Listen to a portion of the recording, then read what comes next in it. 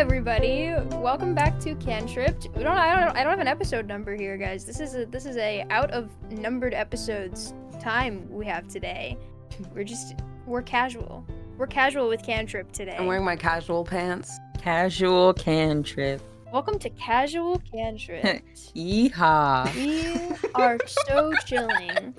Yeehaw. Yeehaw. The vibes have never been chiller, actually. Welcome to Casual Cantrip. Can I get a yeehaw? Yeehaw! But yeah, as per usual, I will be your host and DM today. My name is Jamie. My pronouns are they, them. And here is my party.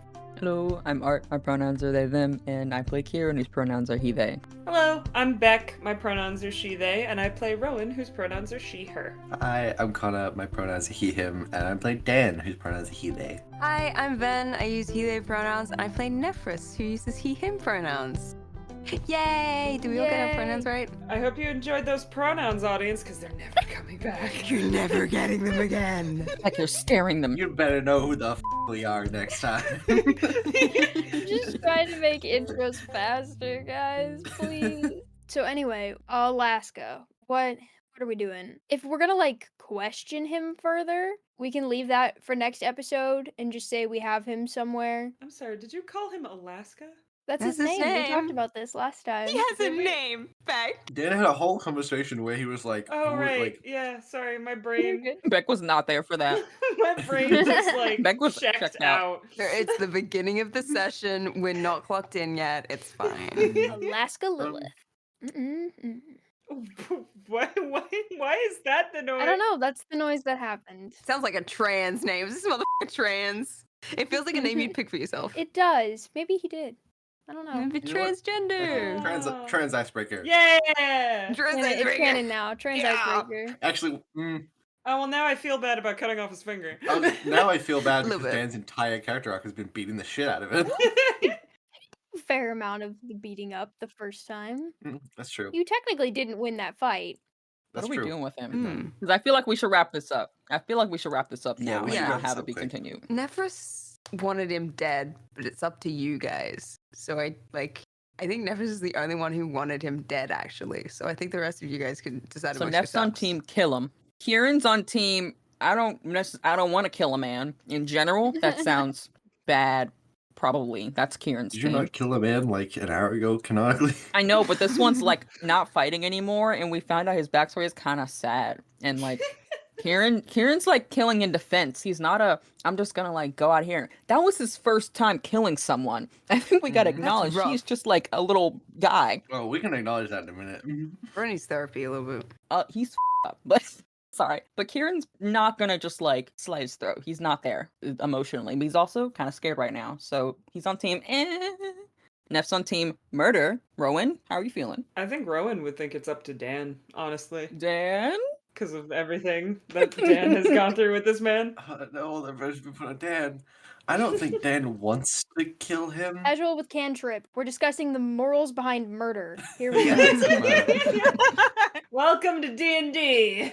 Because, in my mind for Dan, Dan is recognizing that Icebreaker is in, a really similar position to he was. Yeah, he was in prison and maybe did something shitty, but we don't know what he did. And, he was given an out without fully understanding the situation, and he took it. And I think that Dan isn't, I don't know, there's an empathy that he has. Or I think if everyone else is all right, we're gonna kill him, he'll kill him. But I don't think that's what he wants to do. I feel like he'd want to hand him back to the local guards, maybe? They can't just let him go. Into guards we do, because I think this is pretty much Dan's choice. Yeah. Is it? Party-wise, none of us are particularly states other than Neff probably leaning towards murder, but I think then if we're going with that, then handing him off to guards. I will say this now because that's so fun, because the reason Neff is kill a man is because of his similarities to Neff and what Neff would want if it were Neff in Icebreaker's situation. Oh, that's Ooh. the most angsty thing you could have said at this exact That's- Yeah, what moment. the fuck does that mean, actually? Connor, Damn, you what's being going on? I can't expand, but In character or out, Sound. you can't expand. I can't expand. But you being yeah, because Dan sees bits of himself in Icebreaker, yada yada. It's the exact same for Neff, and that's why Neff is Moida. Ooh. That's crazy. Moida. What if we asked? Oh wait, shit, we knocked him out. What if we ask him? You know, I was I was genuinely gonna be like, what does he want? Is the easiest way out? Well, he wanted his freedom. Yeah, that's true. Was So we kind of got that essentially the answer thing. there. Yeah, true. His freedom is long gone. Yeah. I Yeah. probably should take psychic damage for saying that, I but think for the Mm. sake of wrapping this up, it's gonna be authorities because it's a Dan lead sword. Authorities. Dan says authorities, and we do that. I want to go shopping. Yeah. Go shopping. Let's get this man off our hands. Yeah. Can we please pass Okay. him off to the cops so we can go to Walmart? Fantasy Costco. If no one pushes back on it, Dan is gonna bring the body back to town, and I feel like he'd take it to the police, and he'd go, "This is Alaska Lilith has done like I don't even think he'd actually give crimes. I think he would make up a crime that's like Oh, that's mid-level, being like morally correct. Burn down a barn. He burned down a barn. That's enough. that's true. He better another bond. Yeah, we'll say something like that. We'll say like arson, because I don't want to be like he did this, lock him away for life. Because I think in Dan's mind, there's some level of redemption that Icebreaker can have. We're gonna like leave him here, and in like 30 episodes, Jamie's gonna be like, "An icebreaker is the Yeah. big Icebreaker's bad." bad. Next combat, guys. Next combat, it's gonna be him. There's actually only one enemy this entire campaign. It's just Icebreaker over and over and over again. He levels up with us. Wroxham probably has their own, like, kind of small town prison setup. They're going to ask where he came from. Like, is he local here? Do we need him transferred into Viewin, or just keep him here where he can serve Don't justice? transfer him. Don't transfer him. I was gonna say if we could find a way to not have him transferred into Viewin, Okay. that's Yeah, I mean, they're gonna Yeah. ask where he's from, and you'd probably know enough to know that, like, saying he's from Viewin would get him transferred back into theirs. But if you tell them he's just from the village, then he's just part of the justice system of this independent village. So it's up to you which authorities you're trying to turn him over because to. I think he's trying to turn him over to local authorities with the hope that like it's a lesser torment to an extent to Icebreaker to suddenly wake up and be back in prison. But it's like I don't know. I want to give him a chance for redemption. Nice prison. Nice prison. Nice The prison. nice prison. You know. Low level jail. Put him Gotcha, in okay. nice prison. One of those Swedish prisons where it's like actually really nice and you get like a 5-star meal every day. Okay. Is that where we're wrapping up Icebreaker? Oh, and I feel like are we able to get the ring off the finger that he cut off? Hey, gross warning. What we're about to say is really gross. Just like skip 15 seconds ahead if you don't want to hear gross gore things. Pulling it off won't work, but you have a severed finger, so you could just, like, cut the finger away. Yeah. I don't know how to say that in a not gross way. Just bit of meat on the inside of the ring. Yeah, it doesn't I'm so come off sorry. I don't know if that's- easily. I don't know if that's better or worse than just having a finger. Ew, what are your options here? You did this. I don't know if carrying that ring around is a very smart idea. But I also don't want to just leave what could be a tracking thing on the farm Mm. with Civis's family, or near the farm with Civis's family. Can we like throw it into the forest? Chuck it in a lake or something. I was gonna say just like throw it into like Just chuck the it. forest. Okay, yeah. If they find it at, well, not find it, but if they're tracking it and they see it's at the bottom of the lake, would that like get Icebreaker out of shit? Because they would just assume, that hasn't moved for a while and it's been at the bottom of a lake. I mean, maybe we could do it. If there's a nearby lake, we can throw it in a lake. Put him in the bottom of the lake, actually, because then it comes off as like, oh, he cut off his own finger and put it in the lake because he wanted to run away or something like that. Like we don't get the Yeah. context. Yep. Unless that other goddamn half elf lived to tell the tale. That's an issue for later. I'm honestly thinking less about saving our skin because I'm pretty sure we're already f***ed.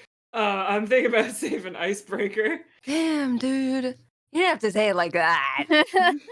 I was thinking about saving the Marin family. They seem chill. They I are don't want them we already burned down their barn. Like, Yeah. Okay, so to the shopping. We've disposed of Icebreaker's ring effectively.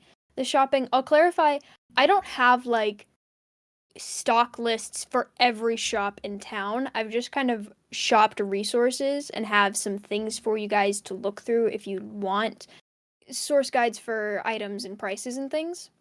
But I do, for magic items, have a specific shop. Show me the Amazon page. Okay, I'll send the links that I have. Show me the Amazon page. Show me the Amazon page. Generally, I know I've given you guys infinite money glitch with Kieran. Yeah. Please don't use this against me too much. Here's the Kieran thing. He will help people get things. He will hardly buy anything for himself, but he is not like doing like a bunch of money out. So like if someone has like one item they really want and they need like a little bit more, I'm leaning in that because I even promised Jamie when I started this rich character that he's not abusing it. So if you're like 50 under, he will help, but he's not going to give you like the coolest thing. We could buy the flaming, raging, poisoning sword of doom. Stop! He actually probably wouldn't be down for that. Sounds concerning. Ah. Yeah, if you're short on something specific and it's like really good for your guy, he'll help absolutely. Or if it's like a little thing, he'll buy it because he's just like, oh, of course you can have this hat. Here's a new outfit for you. He's a little stingy, honestly. I'm just seeing on the Google Doc, there's like the 4 of us and then some other person. Just a bunch of other people. This is like a thing that lots of Oh. people use that I found on a Okay, forum. fair. This belongs to the world. So how much gold do each of us have? Do See, we this is why I'm glad Kieran's here, because I haven't given you guys many opportunities to earn money. So there is the resource of Kieran's very deep pockets. There is Karen's deep pockets. I should say, on the subject of Dan and money, if anyone has been listening and realized that there was that one episode where I did math really, really badly, I know how much gold Dan has. It's not 5 gold. I don't know how in my brain I started with 35, gave away 25, and ended up with 5. But he has 10 gold. I think I marked down on my D&D Beyond character sheet how much gold. Because you won stuff at the beginning. Yeah, you Yeah. made money at 2 different places. I made bank. Yeah, and I can't You did 2 different like shows. Did I not write that down? Holy shit. I have 60 gold. Yes. 60 gold. That's so much. You're rich. Basically, anything that you can source on these documents or just ideas you have, hit me with them. I'm not like giving you guys specific lists for these shops because that's too much work for me and doesn't make sense because there's no way I'd think of everything. No, that's Understandable. But however, I do have a kooky little magic shop that you guys can check out. Can we go there first, please? Can we go there first? Please. Please, can we go to the Cookie Magic shop? I feel like you guys have like gone into like an armory or something. You're like, do you have like this magic item? And they're like, oh no, you gotta check out Tina's if you want to go over there. Tina's. Let's go to Tina's. I feel like there's this main like market area with a bunch of shops and a bunch of little carts and things in this main area where people are kind of walking around, and then you're like looking for these magic things and they're like, oh, you gotta go to Tina's. It's off that way, and you have to like walk down this path a little bit off into the woods, and there's this Tina's, which is just overall a darker color scheme and a little bit more rundown, and it has this like cheesy sign that's kind of hanging off of one chain that just says Tina's in like fancy font, and the door squeaks as you walk in. There's a little bell on the counter, but there is not immediately anybody behind it. Can I ring the bell? Here. Oh god, I'd let like to ring Kieran the ring bell. Kieran rings the bell. Karen like scampers up and just like leans, like crouch down below the counter, looks at it, sees no one's there, and is like, 1 ding. If nothing happens, he's gonna ding it again. God, I'm imagining this from the NPC's perspective of you look at the counter and you can't see anyone over it, and then a hand comes up over the edge of the counter and just dings the bell and then disappears back behind the ducks back counter down. again. I'm picturing the wolf peak emoji, but it's Kieran. The wolf Yep. peak Yeah. emoji. Ding. And then it's probably even funnier because you come out expecting to see like, I don't know, a 6-year-old standing behind the counter, and then And it's just a like he's short, but that's a grown person. a grown man. So you ring the bell and you hear shuffling for a moment, and then you hear large footsteps approaching, and through the door ducks this bugbear, which I'd like to say my favorite like non-canonical design for bugbears is this one art I saw on Tumblr that's based off of like dog breeds. What kind of dog bugbear are they, Jimmy? German Shepherd. German Oh, Shepherd, this mass of brown and black fur comes through the door. And first of all, she's wearing a very wide-brimmed hat with a large feather on top. And even though she is in herself just a huge hulking mass of fur, she is somehow wearing more furs over top of it. She has a shawl that's a different color fur than her own, and a coat that is also a separate other color fur from hers. And she comes bounding through the door. She has to duck to get through the door. She goes, "Oh, hello, dears. How can I help you?" Oh my god. Oh, I love her. Hello. Do you sell things? Oh, yes, of course I do. Everyone said that this place was very cool, and we are on a fantasy shopping trip. Kieran's whispering. I don't know why. She goes, "Oh, well, they did? Oh, well, they're right. This is the best place for a fantasy shopping trip. Follow me right this way," and she'll lead you back into her first room of stock. Kieran like looks back at Rowan, gaped, like mouth open, like, "Did you see that?" And, like, this is so cool. And just She nods. Wait, quick question. Kieran has a tail, right? yeah, little one. A little one. Is it going? Yeah. In the behind the fabric, it's just a little It's tiny going. tail, little deer tail, just going. The Wikidot list of magic items has a tab that says common. Mhm. Basically, that's the stock of her Ooh. main room.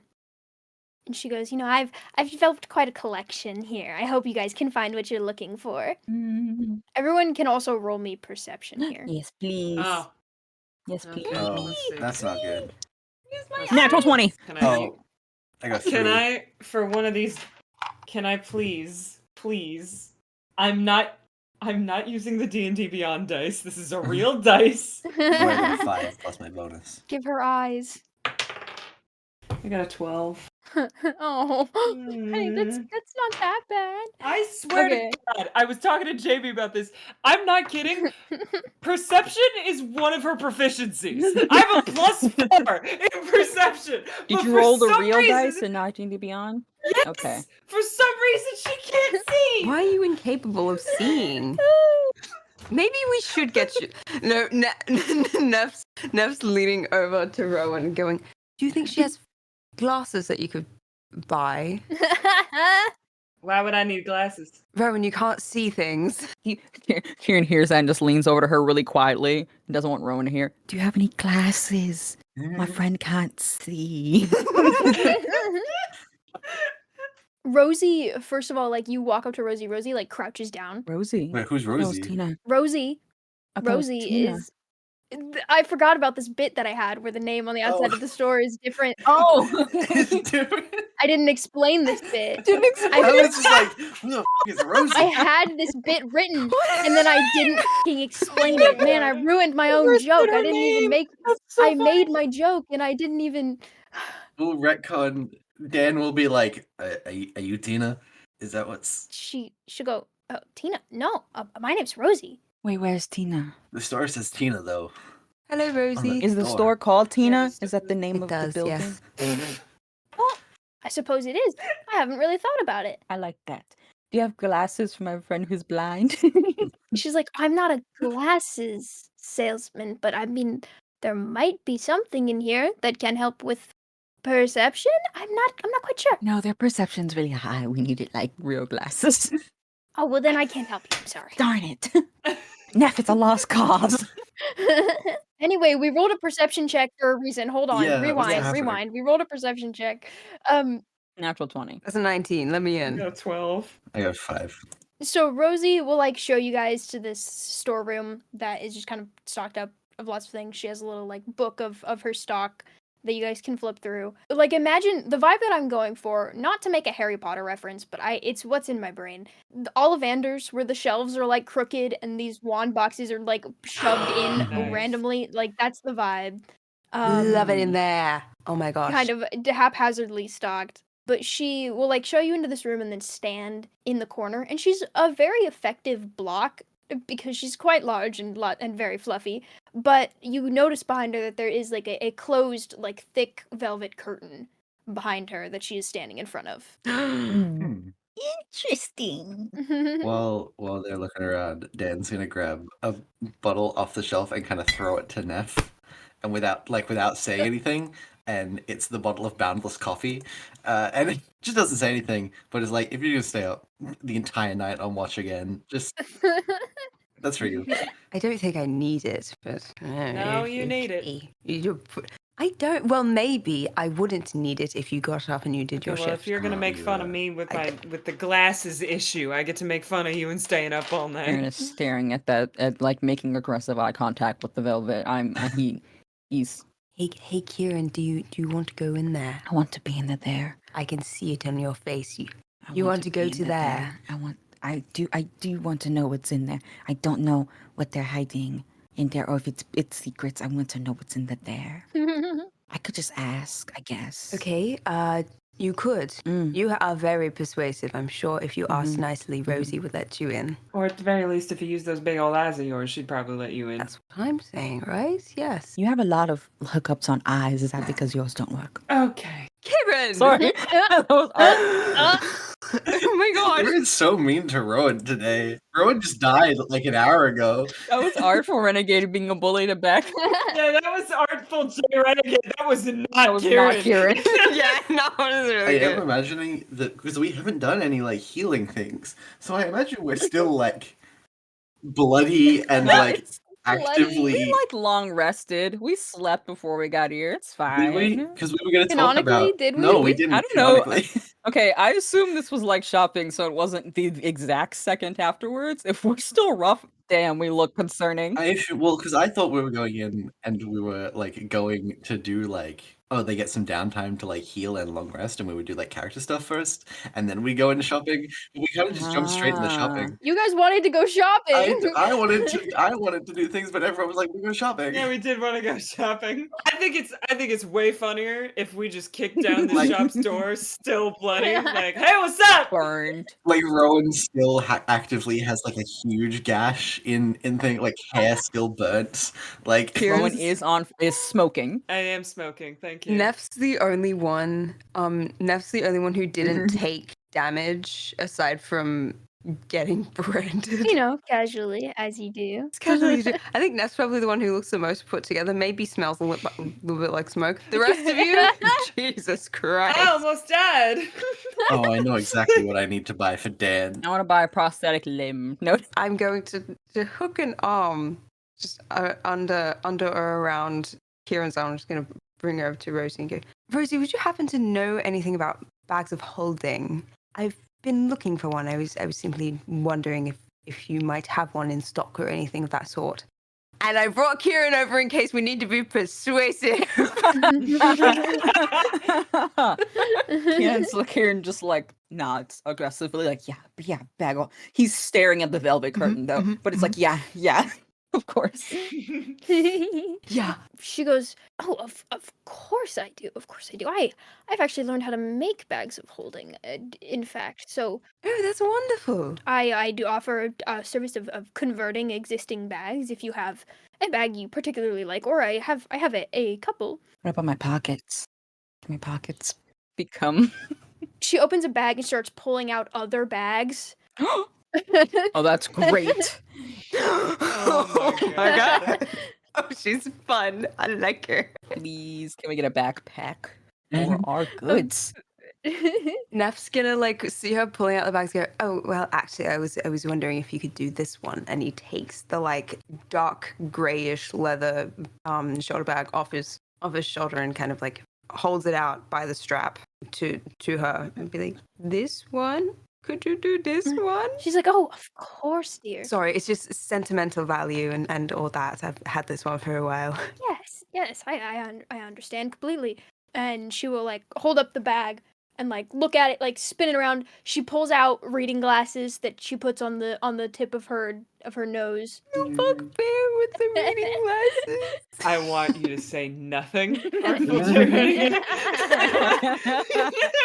Let's just think about it. She looks it over, checking for any like rips or tears or patches that need to be made. She's like, "Oh, I can have this done in no time." Did you take everything out of it first? No, I guess it thank doesn't you. matter. Magic, it has no rules. I don't think. There's not much Uh. like in Neff's bag. I reckon there was like some arrows in there, and like I know we ate the pastries. Never mind. Oh, there's a uniform in there that Neff had from a little while back. But aside from that, there's really not much in there. I feel like magic doesn't have rules, so she will like look over the bag and then just hold it real tight in front of her and say some magic words into it, and then quickly be like, "Okay, let me make sure." And she'll put her hand in to make sure that there's no holes in it, and it just goes in up to her like shoulder. She rummages around for a second and is like, all Mary good. There you go. Poppins. That will be okay. I feel like she probably would have said price before she did this. Hold on. She's like, "Oh, because you provided your own materials, it'll be about 50, Oh, well, 50 thank gold." you. That's quite a good price. Kieran, can I have 50 gold? I cut my hands out to this. Kieran is just not paying attention. This whole show happened. Kieran is just really staring at that curtain, contemplating if he could fit underneath of it, and then just looks up like, "What?" Can I have 50 gold for my bag? Can I put sorry. stuff in your bag sometimes? Yes, of course you can. It's fancy now. It fits everything. Or fit me? You can't put living creatures in a bag of holding. You can't do that. No, don't do that. That's how Oh. that's how bad spirits are made. Don't get into the bag of Okay. holding. There are bad stories Okay. about that. So I could Don't put do like it. I could put food in there. Yes, of okay. course you can. Get out of your pockets. Karen will provide the 50 gold. Slay. Yeah. I need to hand it over to Rosie. Thank you so much. And also, my friend has something they'd like to ask you about your wares. And I'm just gonna like, Neff steps back and kind of like pushes a little shoulder toward Kieran, like, go ask her about the gun. Karen's like, "Cool, Ask her my about time it." to shine," and immediately goes, Excuse My me. turn. Excuse me. What are Miss? What are your pronouns? Oh yeah, Miss is fine. I mean, Okay. you don't have to use formalities. You can just call me Rosie. Okay. Hello. My name is Kieran. I'm very interested in what is behind your curtain. Maybe if you wouldn't mind showing. I'm really curious in a way that I cannot quite describe, and I just really need to know what is in there. Please. I love him so much. In the there. In the there. She will go, "Oh dear, now I can tell you're a curious one. This is my private stock. It is only for the most curious. Do you think you are, a capable enough magic user to handle some of my rarer stock?" Wait, I'm learning. I cast like 3 whole spells yesterday. Maybe, kind of, mostly. I'm pretty. Roll me a uh, persuasion check. "Okay." Persuasion being +5 is just bonkers. It's a 19. Oh my god. He's just a little birthday boy. He's so persuasive. You see this little guy It's who my says, best "I'm stat. learning. I'm I'm learning. learning. I'm He's got learning the Learning magic." about the big And she's world. like, I'm on an adventure. you know, this is the exact opposite of the potion seller meme. This is the exact opposite. I've come to spy on your wares. She'll go, "Oh dear, you are just the customer I'm looking for. Come here, all of you, come here. This is Okay. important." Come on. And she will usher you into her back room. These are the special things that I've come up with. These are Ooh. the special ones. Are we all seeing this? Yeah, we or all is this can. Yeah, just Kieran? I think you guys were all like browsing around, and Rosie is like, come on, everyone, this way, and just drags you Oh, away okay. from what you're looking at. Going on a little trip. Going into the cool curtain. I like to think that it wasn't just Kieran that persuaded her, but the fact that we all walked in here like looking like we have seen hell. These It's guys like know business. Throws like actively dripping blood onto her floor. Like These guys get into some stuff. I there's can smoke rising from everyone's singed clothing. These guys? You mean you fools? Listen, just because someone got to go take a nap and that's why they need a bottle of infinite coffee doesn't mean that we all got to. Ah. Damn! I took a nap and I got we don't branded, know. Yeah, motherfucker. this is not a happy nap. You're not gonna get branded. You're right. You can't forget that. Okay. I have like like funny anecdotal reasons and explanations that Rosie has for these items. So I'm going to list them off, but I do want you to ask about them in character just because I Oh, think it's fun. absolutely. Is that okay? Absolutely. Yes. Please, Kieran yes, will yes, ask yes, every yes, yes. question.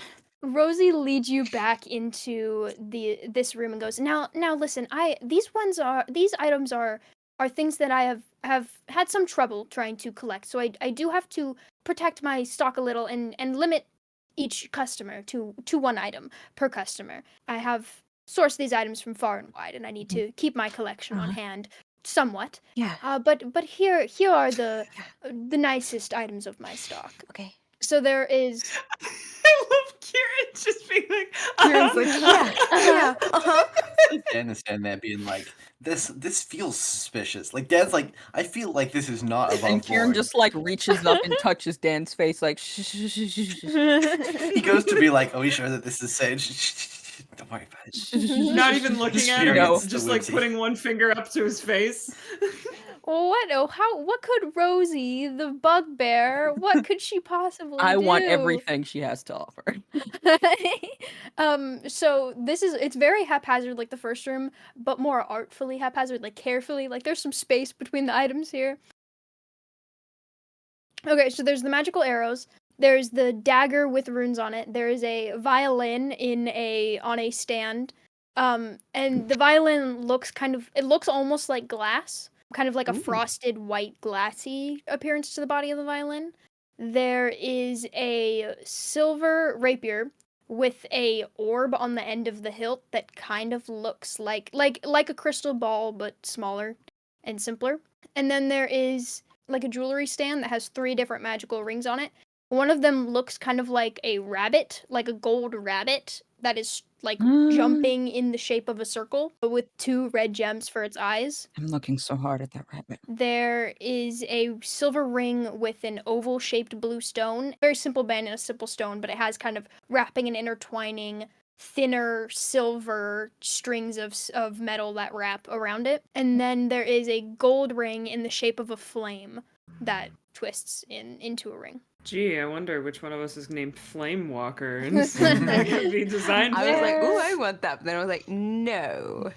See, I don't think Dan would want that. I just out of character. Jamie, ever since listening to TMA Protocol, I'm gonna be real with you, homie. I'm a little suspicious of magical violins. Yeah, you said that, and I was like, huh. Kieran's gonna ask about the silver rapier The silver rapier. and also the rabbit ring. Okay. Rosie is like, yes, that rapier, that, I believe it was called the Blade of the Oracle when it was told to me. Now, from what I understand, there has been an aspect to predicting your opponent's moves with this, how effective your moves will be that will give it some sort of advantage. Mechanically, I'll tell you guys, this thing is so cool. When you rolled a hit with this sword, if you can guess the d20 number that it lands on, then your attack deals an extra d6 damage. If you can guess what your roll will be. Oh, that's so fun. That's fun. If you predict correctly, but you predict a number that does not hit, then the attack becomes a hit. There's not the additional damage, Oh, but that's so it cool. becomes a hit. It was quite a kooky old man who sold me this one. I imagine he wasn't very strong with the foresight, and that is why it ended up in my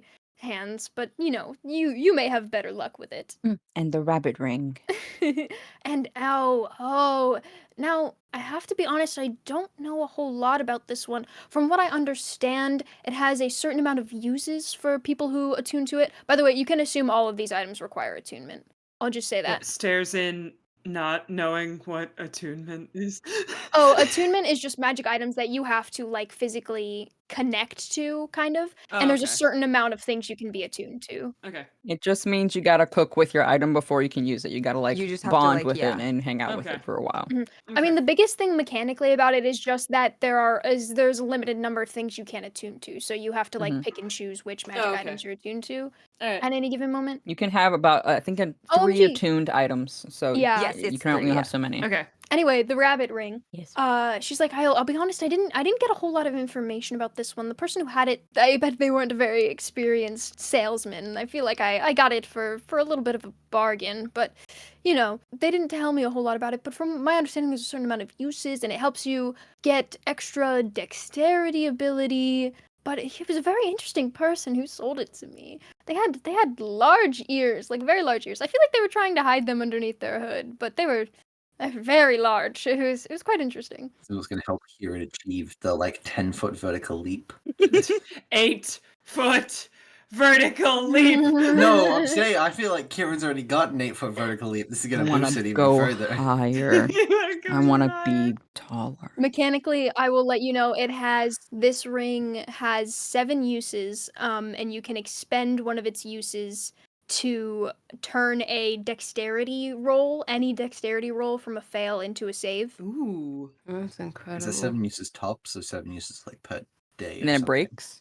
7 uses and then it breaks. I will let others ask about the magic items d- who want to continue to ask. I don't know if Dan is going to verbally ask, but I feel like Dan is going to place a finger around the flame-shaped ring on the and just be suspicious about it. If Dan doesn't ask, Neff will. I reckon Neff is just immediately, oh my god, fancy arrows. Oh my god, that's crazy.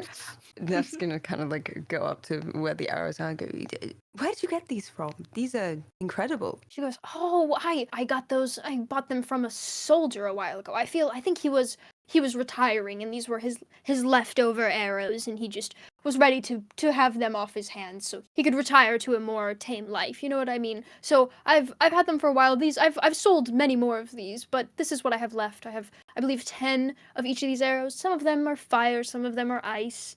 And she goes, they shoot like normal arrows from what he said there. If anyone experienced with any archery will have no problem learning to use these, but they have some extra effects.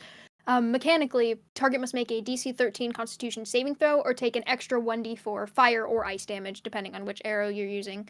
And I will say the group of 10 arrows will count as one item for the sake of her one item limit, and for mechanics wise of I don't want you guys walking out of here with every single one of these items. Yeah. Ice arrows will also freeze the target's joints and reduce their movement speed by 10 feet for the next 10 minutes. And fire arrows will set a target on fire and deal 1d4 fire damage at the beginning of the target's turn until they use an action to put the flame out. Similarly to lots of other things that will set a person on fire. Some spells. Neff's gonna kind of reach out to graze a finger over one of the ice arrows.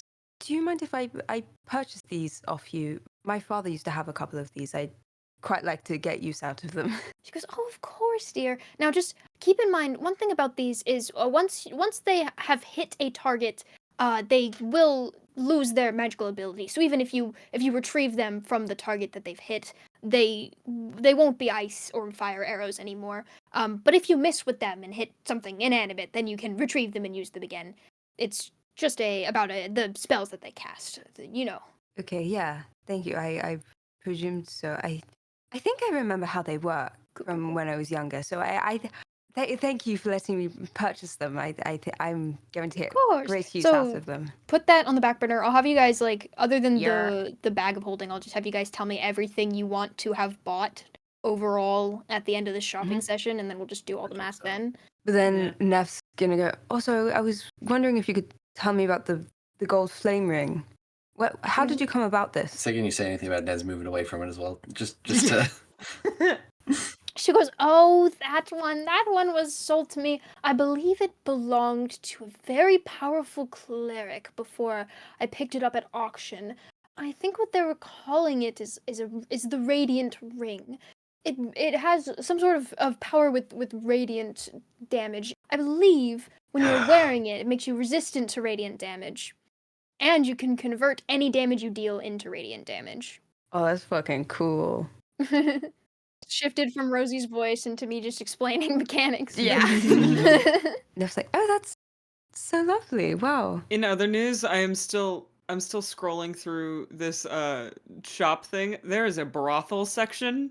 Oh is. god. Oh yeah, there is. Sorry. I don't know about that one. Oh well.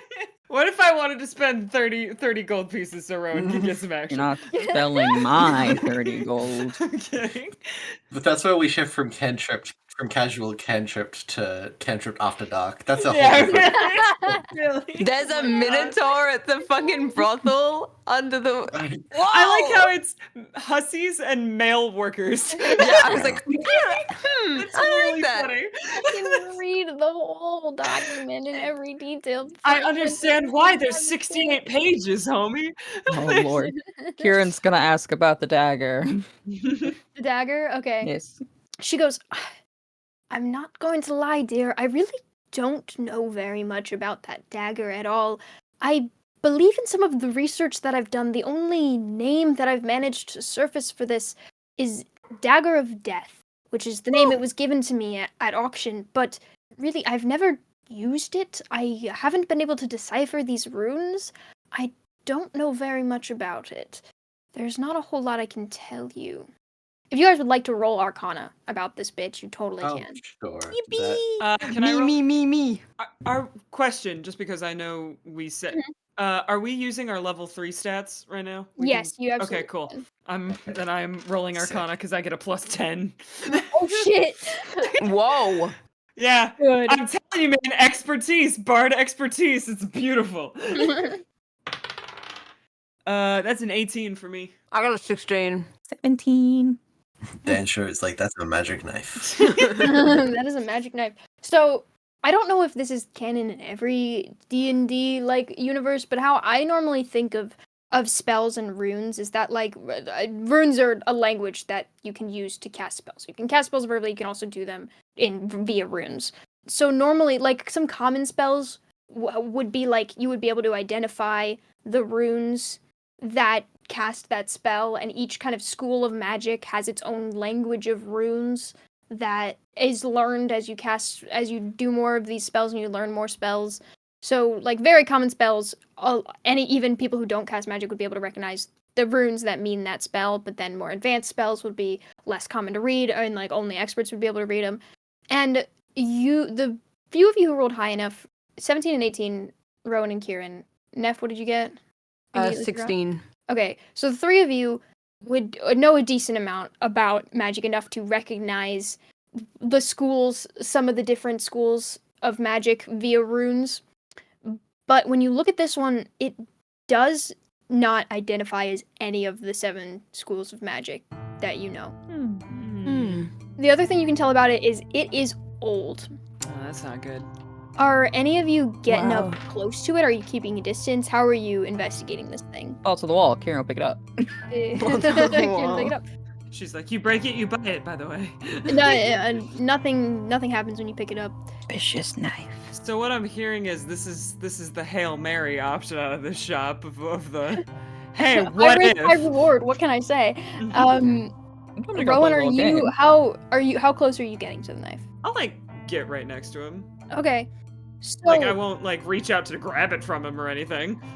I'm imagining here that Kieran's like holding it out and Rowan like kind of comes up next to him to look at it. And the part of the dagger that is closest to Rowan starts to glow a little bit. The runes start to light up. Kieran starts immediately playing a game of pull it closer, it glows brighter, pull it further away, stops glowing. Closer, brighter, pull it further away. And he gets really invested in that I game. think Rowan is just watching him do this and going, you having fun? Maybe. Anyway, I think it wants the U. Hey, if he's handing it to me, I'll grab it. Yeah, you pick it up and the runes will glow a bright blue color. Nothing more happens other than it glowing, but like you guys would be able to recognize that basically Rowan immediately attunes to it. Oh, what? It wants the U. Oh, it wants you so bad. That's disconcerting. I don't like that, actually. See that dagger wants you so bad. I Rosie will gasp and scoot forward and watch as this happens. Wow. How'd you do that? It wants the U. I didn't want the it, but What the it? The glow dims a little as if the knife is offended. Why would you say that to the knife? Look, Rowan, you've hurt its feelings. I'm sorry. I wasn't expecting it. I'm sorry. Don't be mean. Be nice to the knife. I'm apologizing to the knife. Okay, all right. You don't need to get hostile with me. Now you're yelling. You're so violent. I'm apologizing to the knife. Oh my goodness. It's your knife now. I guess I was gonna ask about that violin over there. Although to be fair, I guess We can still ask about the violin. Can we ask about the violin? And just looks over.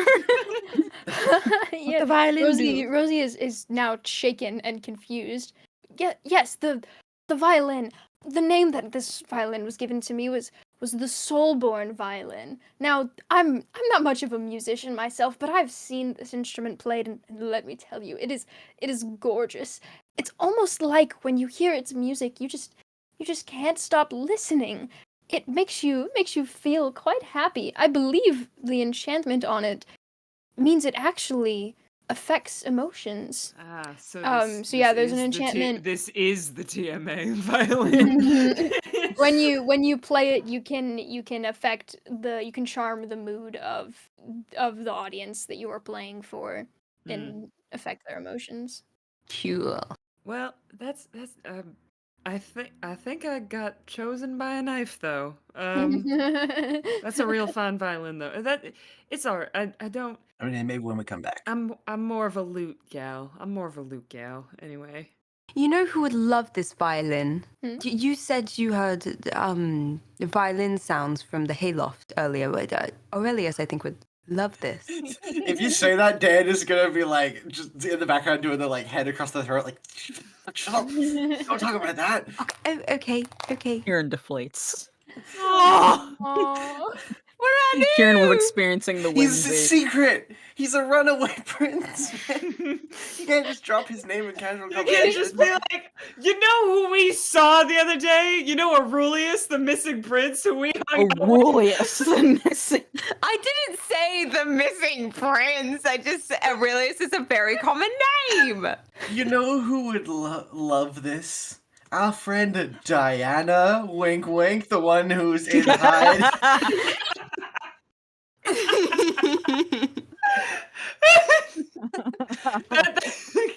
Connor, that is such a loaded joke on so many different So much going levels. on in that joke. Wow. Oh, my Oh, good heavens. You know what? Forget I said that. I didn't say it. No, it's too late. It happened. My ribs hurt. Oh my It's god. canon. I don't want it Yeah. to be canon. I want it to be whimsy. No, and you've that's taken the how it is. whimsy out of the It's sentence. Can we ask about that other ring? Can we segue Oh my god. to the middle ring, the Shit blue myself. one?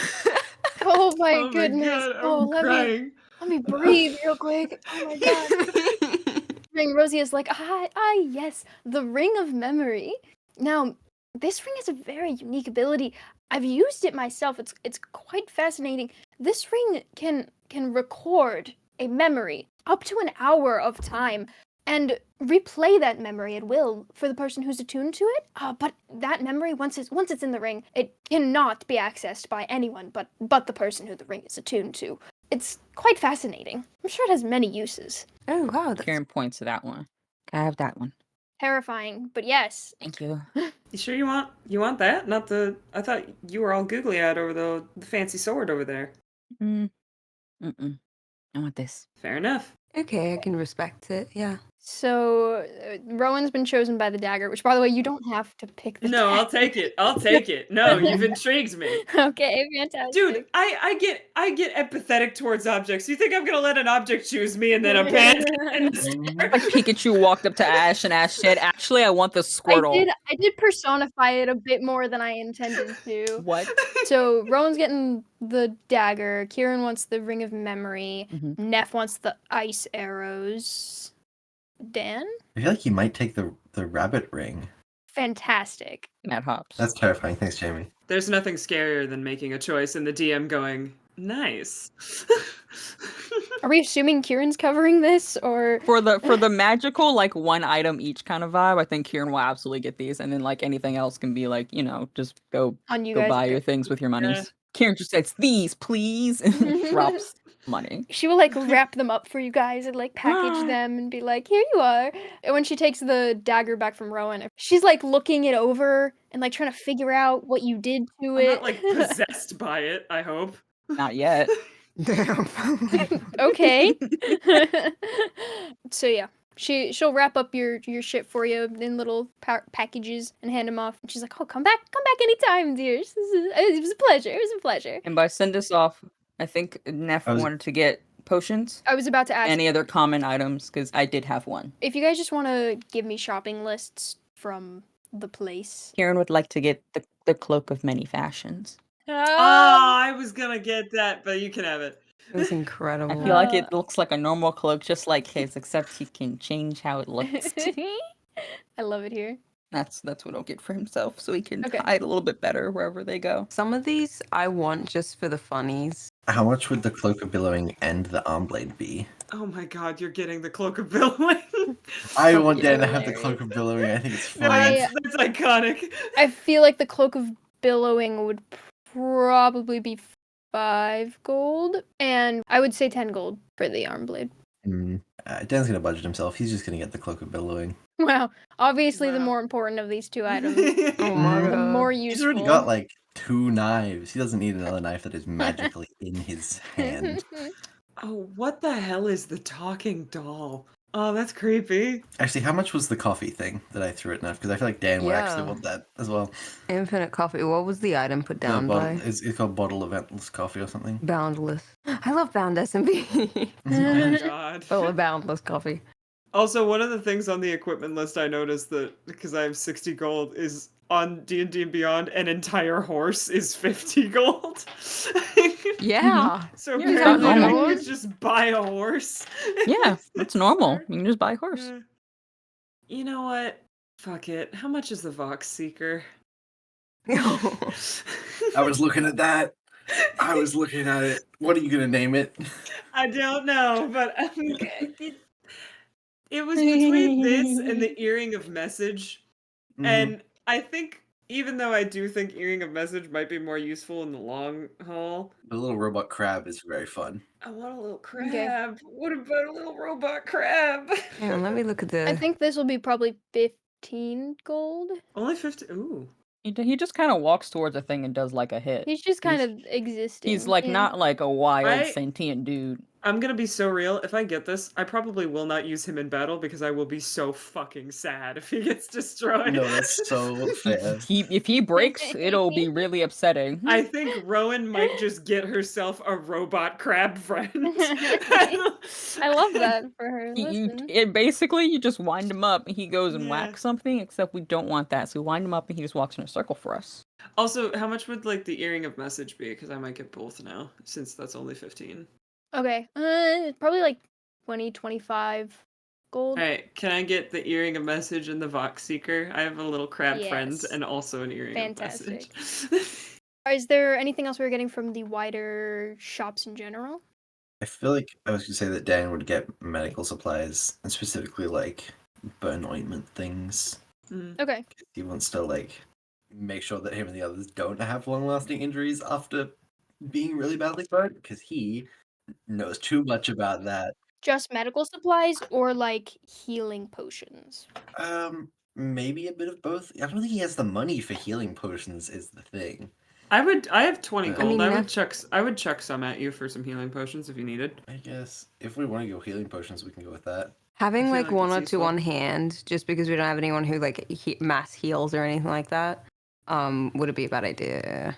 Dan does now since we level. Dan doesn't now. There is healing potions. There's also, I'd say you could get a healer's kit, which is 5 gold. Mm. I got some new stuff if this changes things. Mhm. Some of my new spells I have aid, I have lesser restoration, and I have Song of Rest for short rests. So I do have some healing abilities. I think at least 2 for the 2 people who cannot heal.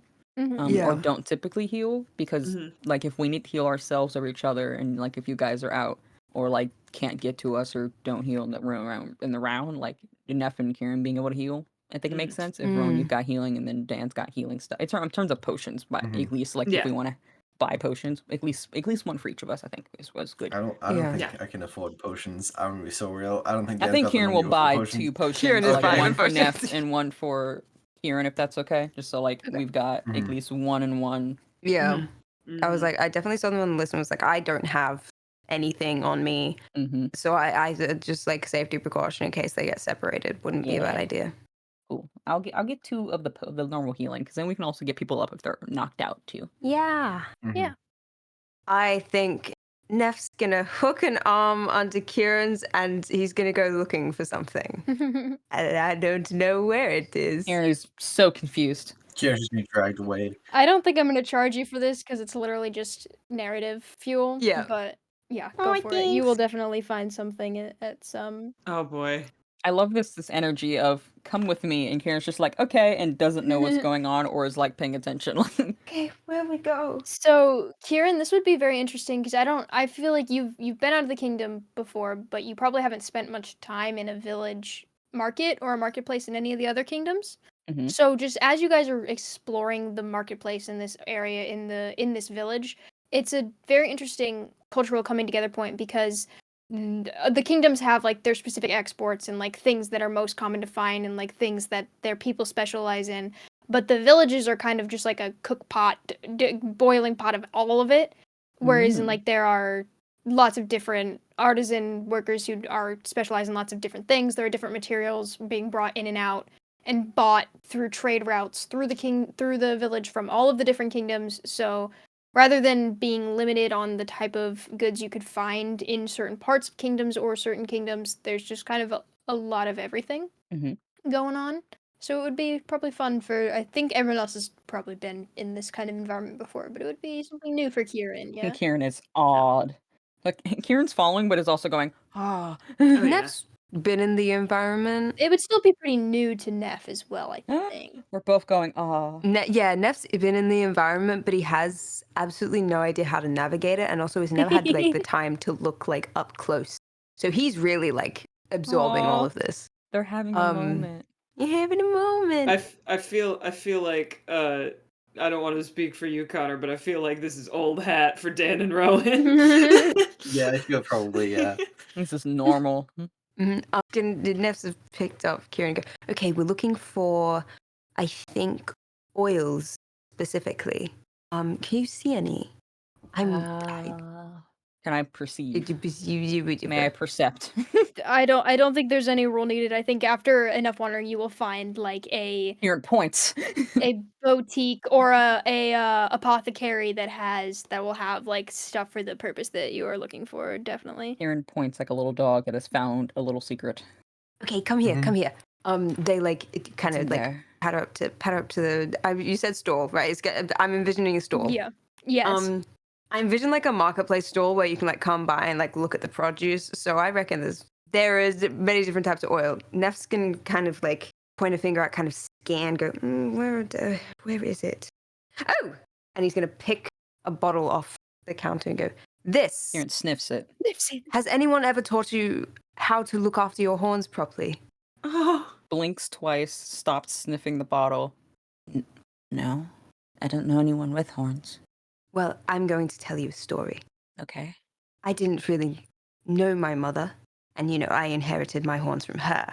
Mm-hmm. So when I was younger, my father did try and work out how to look after my horns, but in his defense, he passed away when I was young, so we never really worked it out. So when I was younger, I made some friends when I lived on the streets for a little, and they taught me how to look after my horns. It's the same with your skin. You have to nourish what is inside, but also look after what is on the outside.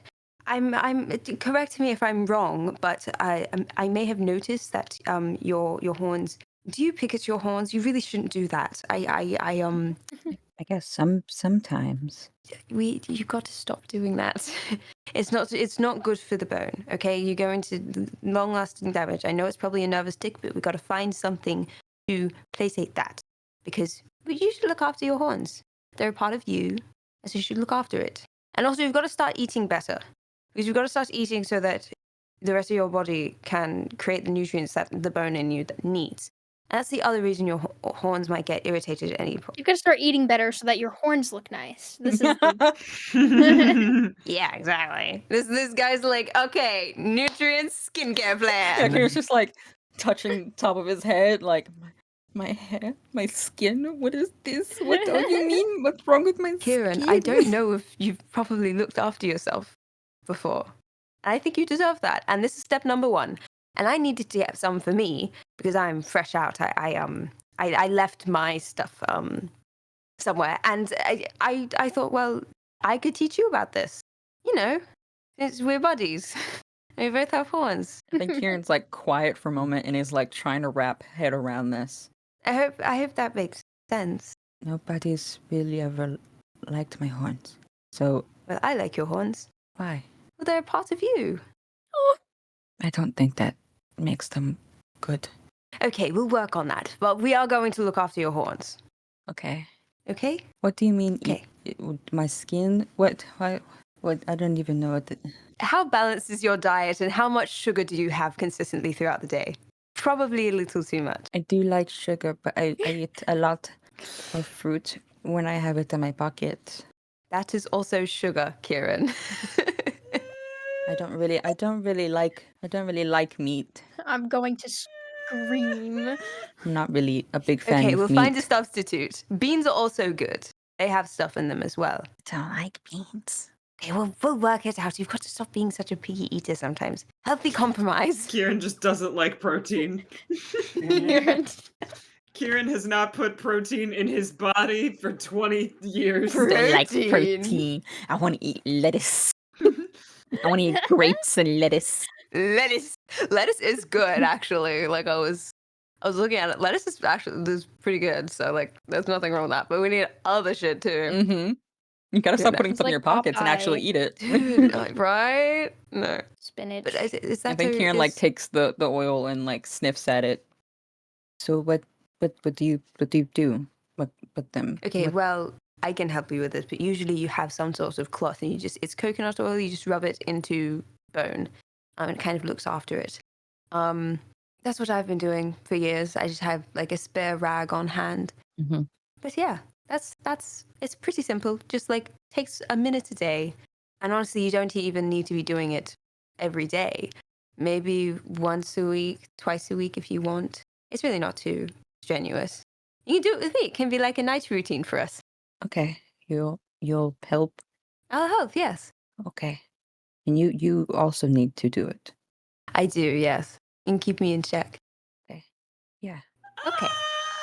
They're so cute. That is- And Kieran like walks away from the shop with Neff, but is holding like the coconut oil and is pretty much staring at that. Do we have canonical coconuts? I don't know. We can like sideline that if you want. I They- would they're- do they're- something like that. Yeah. Maybe somewhere Works for me. we turned something into oil. Fantasy coconuts. there's no reason why we like couldn't. It was just funny to me. I was just thinking about the Like- Monty Python bit where they talk about you just got coconuts. Are you suggesting that coconuts migrate? Yeah. No, it's the thing of like, well, coconut oil is also a medical thing, so I don't know. Like, there's got to be some sort of like. Yeah, it could Um, just be like it's an imported good. That's not me being like, actually, in this historical climate, there wouldn't be coconut. I don't give a shit. Yeah, I was yeah. I was just making fun of you guys. No, it's good. It's good. So I do wanna I Yippee. feel like that is kind of a good wrapping up point for our shopping trip.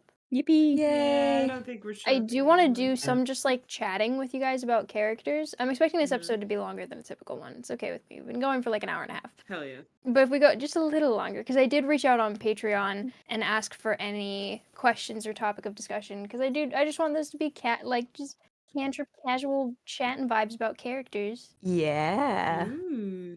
Narratively, do we want to maybe say like they find like somewhere to stay and we can kind of end and then pick up next session on like recovery from fight and like actual healing things? Yes, Mhm. that makes Yeah, sense. it's probably a good idea. I only have a couple of questions, but we can just I feel like we could just go around the circle and just take some time Yeah. to chat That's fair. about Okay. each character. Yeah. Basically, I just want to know just like any exciting new abilities in your level up, which subclass you picked, and if you have like a character reason for that. And then I have 2 questions for each person I from gotta look at Patreon. that. Hold on. I don't actually know how to implement the thing that I just decided was born. We don't have to go in alphabetical order. We can, if anyone wants to The start. thing that I put in my chat that I just decided like a minute ago, I do want to implement that. I don't know how that comes to part though. I think that's got to be like a gift. I don't know.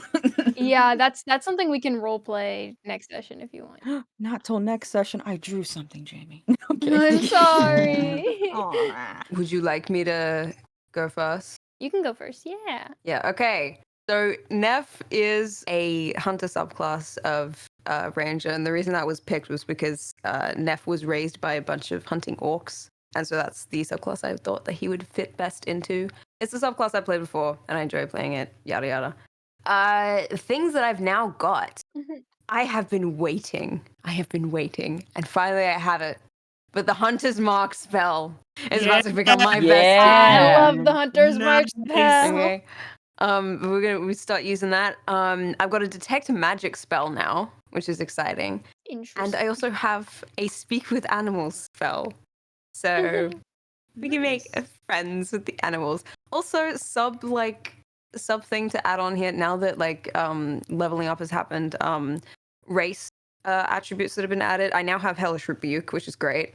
Go ham with the Infernal Legacy and all that. Very excited to use that, and I've had Thaumaturgy this entire time. I've just never used it, which is not the best, but it's fine. Level 3 traits. God, what did Neff get? I have Primeval Awareness now, which is great, and I have Hunter's Prey, and Hunter's Prey 3rd level you gain 1 following feature, and the following feature that I have chosen is Horde Breaker. I'm good with the numbers because we need that. I would definitely am leaning toward Neff being kind of sort of a sharpshooter style, whilst also having enough ability to work within close combat. But yeah, I'm absolutely living. This is great.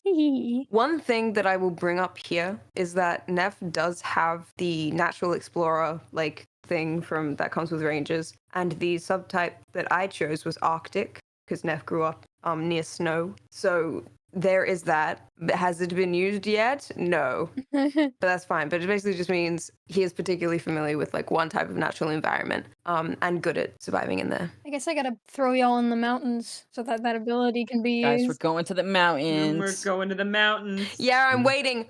Put Neff in the snow. He'll do great. He'll do so good. I think that might be it. I think it'll be good. So the questions that I have. Ven, what is it like trying to find a balance between Neff wanting to make friends but also being distrustful of new people? Do you foresee Neff having a hard time in the future trying to pick one or the other? Oh God. Oh, this is essay. Yes. Y'all know Beetle. These are from Beetle. Oh, legend. yeah. Legend. Okay. Short answer, yes. Second answer, long answer. Let's get into that. Neff kind of approaches the world with this unknowing naivety when it comes to dealing with others. He is a low wisdom character. His wisdom is at 8, and I was like, okay, we're going to play into that. Because he doesn't have any knowledge of the world. When that comes to interacting with others and naivety and finding that balance, I find that he trusts easily, and he's more likely to get hurt that way than not trusting. The only time he is not trusting is when he sees a red flag from past experiences, which in his defense has been happening a lot recently for him. A lot of red flags just kind of popping up here and there. And he's like, Jesus Christ, okay, we're going to avoid that. But that's kind of where that sits. I definitely think... repeat the second part of that question. And Do you foresee Neff having a hard time in the future trying to pick one or the other? Yes and no. I think it's going to be a choice that he's going to be upset that he's going to have to make, but I think he'll be ready to make the choice immediately. That kind of thing. Ooh. He knows deep down what he wants, and there's a freedom that he now has that he's I'm attaching myself to this so hard. Mm-hmm. If he's put on the spot and he's told, do you trust these people or not, he's going to pick trust. And that's kind of just the way he leans. And is that foolish? Probably. I love him. But he's also been betrayed enough that he kind of understands. He's seen enough repercussion for trusting the wrong people. And so I feel like he's ready to deal with whatever comes his way, kind of. He's fun. I like that for I him. like him a lot. That's my answer. I shake him and I hold him in my hand. Do you have any inspirations behind your character when you were creating him? Yes, let me tell you. This is so funny, actually. I don't know who I think I've done like one or two of you this because like you were there for character creation. It's weird because Neff is boy, Neff is man, but all of the character inspirations for him are women. I don't know why, but that's just like where that came. And that's the best kind of man that there is. Right? Special shout out to Inej Gafar. She is out there. I hope she's having a great day today, you know, wherever she is. She was a very big inspiration in that I didn't want a rogue. I was really tempted to rogue, but I was like, I often play rogue in other campaigns, and I was like, I don't really want a rogue. Which is really funny because I do often play ranger as well. But I was like, we're gonna ranger for this one. So I was like, okay, Inej Gafar, the Wraith, silent but deadly. And then I was like, well, let's lean more into the sharpshooting aspect of Inej. Let's lean into that aspect of like being a right hand and like experiencing the world for the first time with open eyes and stuff like that Inej has that she brings to the table with the crows, because she's a character that belongs to Lee Bardugo, lover. But she was a big inspiration. God, who else? I think that might have been the major one. I feel like that's the one that you talked to me about the most. Yeah. There's a lot of like period piece inspiration that goes into like how Neff works dialogue wise, and definitely like to run back to the crows, Wyland's Jack Wolf's voice is what like runs in the back of my brain. When we film a session, I'll like run through little bits of Jack Wolf's voice like 10 minutes beforehand to like kind of get into the accent, and that's the warm up. I think those two are like kind of my major inspirations. When we started out, Neff had a lot of Wyland's timidness and Wyland's voice, but now it's just Wyland's voice, and he's kind of growing into this like brashness and like willingness to stand up for himself that Inej has, which is really cool. But obviously also taking that on as his own character, which is really exciting. Anyways, I've definitely rambled about my favorite characters a little too long. If I think of another, I feel like I'm forgetting someone when it comes to like characters that inspire character. I cannot fucking remember for some reason. But that's all for now. Does anyone want to go next?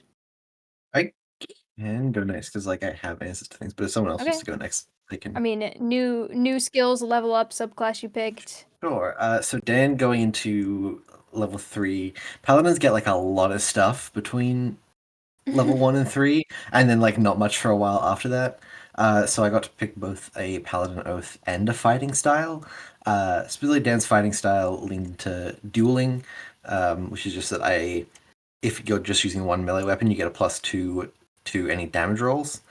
And then he's an Oath of Vengeance paladin. He's one of the. I pitched Dan to Jamie as a Vengeance paladin because for the Rolling Ghosts one shot, I played a Vengeance paladin, but it was like Vengeance paladin in name only because obviously like we were playing kids playing their characters, so I didn't get to like do anything with the Vengeance aspect. But I was looking at it, I was like, ooh, that's fun. Like I like this. So Dan got a whole heap of stuff. He now has like the fighting style. He now has spell casting, so he can do a lot better healing. He gets Hunter's Mark. He gets things like that. He gets Gentle Repose, which is useful if we have situations like last time, as well as some fun things like Abjure Enemy and Vow of Enmity. And I'll be so honest, as someone who plays a paladin, I don't really know much or like Divine Smite that much as a move, but he has that. He gets that now. Okay, Connor, if Dan had to pick between remedying a mistake from his past or ensuring a success in his future endeavor, what would he pick and why? Oh shit.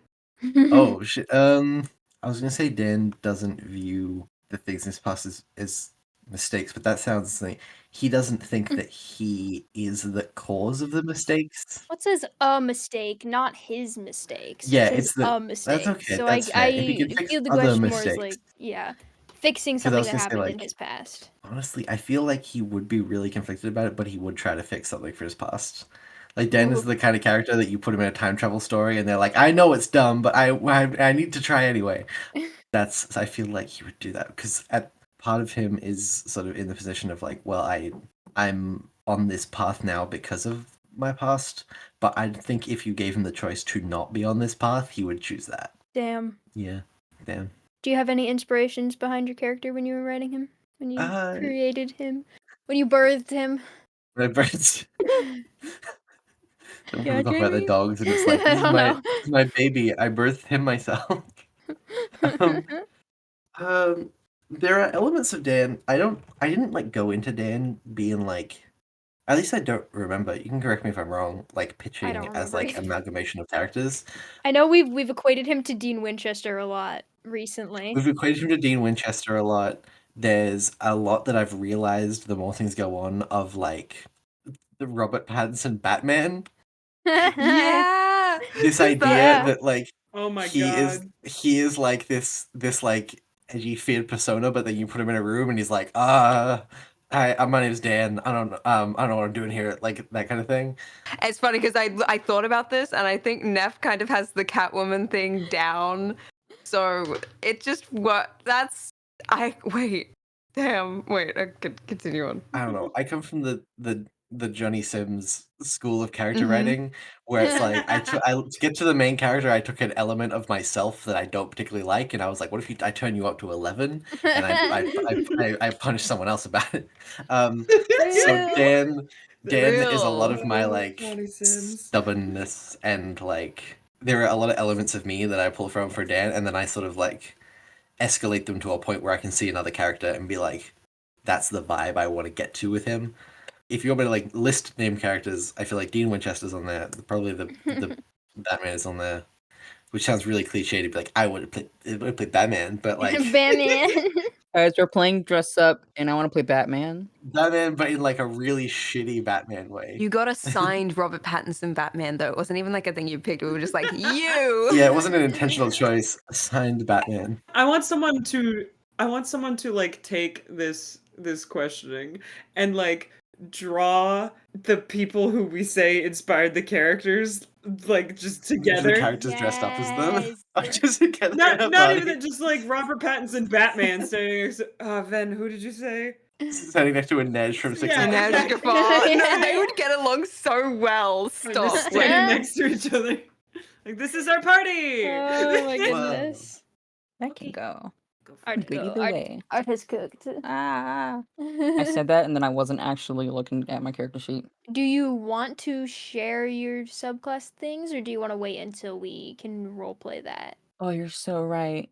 Oh, but the Alright. reveal will be so good. Are you a mystery? Mhm. It's very silly, but it's very important to me. No, it's great. Okay, I'm looking. Art is one big question mark. Okay.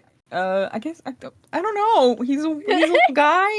He's a warlock, and I'm level 3 now, so that means I get, Eldritch in I can't even say in vocations. Those are cool. Can't I'm leaving those up to the imagination. Get a pack boon. That one's also up to the imagination. I have a question for you that we could leave in or take out. Go for it. Mechanically, now that Kieran has leveled up and learned more spells, how do we want to do his magic?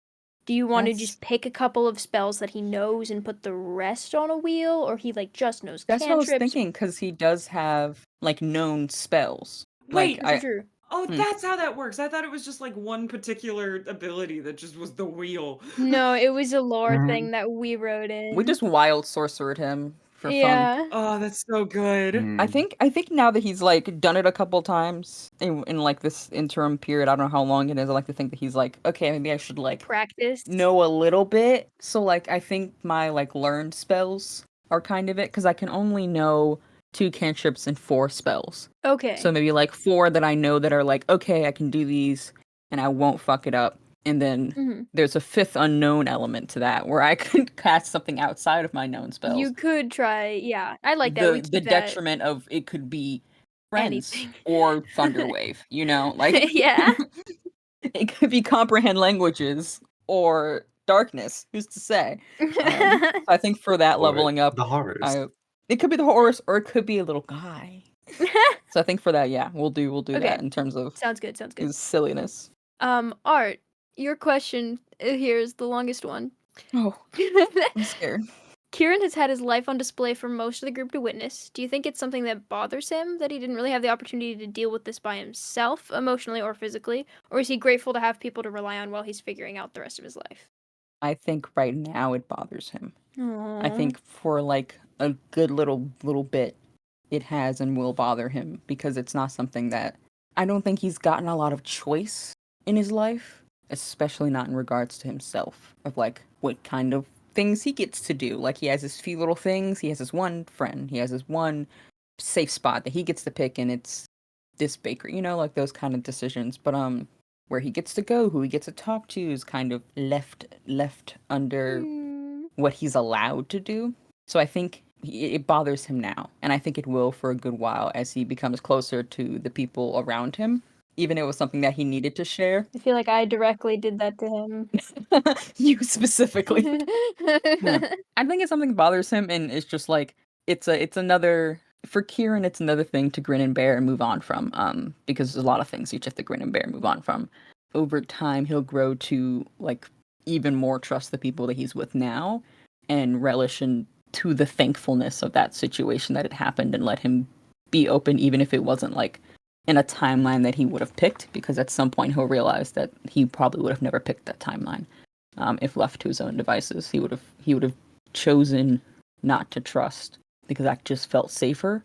But taking the trust is what ends up being better, found family and all that. So yeah, yes and no, yes and yes, and we'll see what happens. Yes and yes. Did you have any inspirations for Kieran when you were I don't birthing think him? birthing my boy. I don't think so. I think I walked up to you and said I wanted to play Warlock. I had the family bit. I feel like Kieran was the one that I saw come together. Like you really talked to me through the process as you were building him. Like most other people had like a concept or things, but you kind of like talked through in our private channel like each decision you made and things. Yeah. Yeah, because we didn't even know what that it was gonna be a satyr. Like we were. Yeah. I think my original list was like elf, tiefling, or half elf, and then we just kept cooking back and forth together to come up with like Eladrin was a big one we almost went with, and then That would have been spicy. it would have been spicy. But then we were like little hoof feet. But we both hooves. went, but little hooves and little horns, and like yeah, I think ultimately most of them were like, oh, these would be cool, but for the sake of having features that are different but still vaguely elf shaped and like and also just like the race that you want to play is important. yeah, like Eladrins are cool, but they're just kind of like elves to the left. Elves, but like cool seasonal things, which is nice. But I wanted that starkness of he's a different looking guy, even though he's half of his family. But you know, I wanted that whimsy, and I think it bodes well because he becomes more creature shaped the longer I play him, and that's really what I want. I want Kieran to become as creature as possible. I've said this to Jamie so many times. I want him to be so creature shaped. He's a little guy right now. I want that to be just a little ball of creature bundled up piece of paper that you put out the trash and you unroll it and it's rainbow. So yeah, I don't think I had any specific inspiration. I just think I cooked on it with Jamie because I'm a little guy who likes to build my little blorbos based on the world they're in rather than like having a bunch of thoughts on my own brain because then I'm like, where'd they go? Where'd they live? What's this? I think we cooked on.